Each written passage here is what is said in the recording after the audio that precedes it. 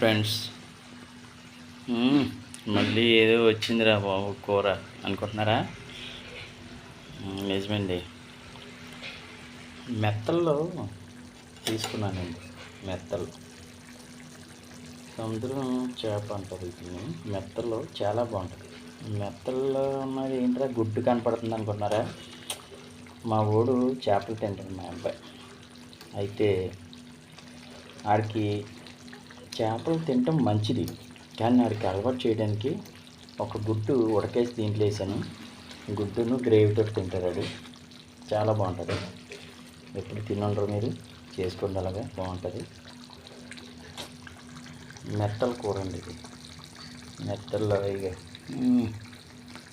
మీరు కొంతమంది ఏం చేస్తారంటే వీటిని వండి విధానము ఎలా చెప్తున్నాను చూడు. కొంతమంది ఏం చేస్తారంటే ఉల్లిపాయలు ఇవన్నీ చేసిన తర్వాత చేపలు వేసి ఉప్పు కారం ఇవన్నీ వేసి కలుపుతుంటారు. అది అలా కాదు. దీని ప్రాసెస్ ఏంటంటే పచ్చిమిర్చి, టమాటా, ఉల్లిపాయ, కరివేపాకు, అల్లం వెల్లుల్లి పేస్టు, ఉప్పు కారం పసుపు, దానికి సరిపడా ఆయిల్ వేసి మొత్తం కలపాలి. కలిపితే ఉంటుందండి చేతి రుచి. ఎంత చూసావా, నీ చేతి రుచి చాలా బాగుంటుంది అంటారు.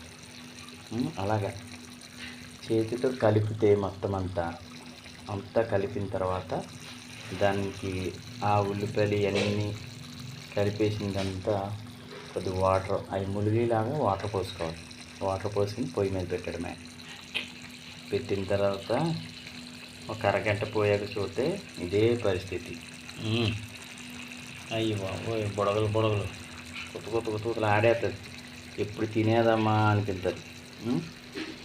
చేపలు కూడా ఇష్టం లేని వాళ్ళకి 2 గుడ్లు ఉడకేసి గుడ్లని పైన ఇలా చేర్చాలి. కొద్దిగా గాడి కింద దాంట్లోకి కారం ఇవన్నీ వెళ్తాయి. అప్పుడు వాడు వేసుకుని తింటాడు. మరి గుడ్డు వేసి కొద్ది గ్రేవీ పోతే మతిపోతుంది. అవునా ఫ్రెండ్స్, చేసుకోండి, బాగుంటుంది. Okay, bye.